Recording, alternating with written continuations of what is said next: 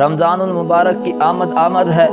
مسلمان کے دل میں اس کے لیے اظہار مسرت ہے، اظہار محبت ہے۔ یہ مہینہ وہ مبارک مہینہ ہے کہ جس کا انتظار ہر مسلمان سال بھر کرتا ہے، کہ یہ مہینہ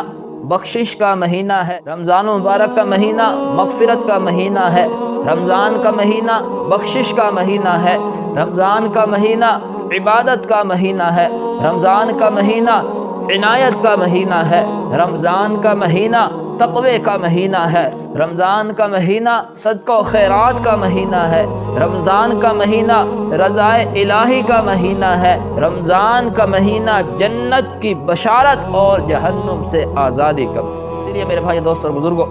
ہم سب کو اللہ تبارک و تعالیٰ کا شکر ادا کرنا چاہیے کہ اللہ تبارک و تعالیٰ ہماری زندگی میں ایک مرتبہ پھر یہ مبارک مہینہ، برکتوں والا مہینہ، فضیلتوں والا مہینہ، عظمتوں والا مہینہ ہمیں نصیب فرما رہے ہیں۔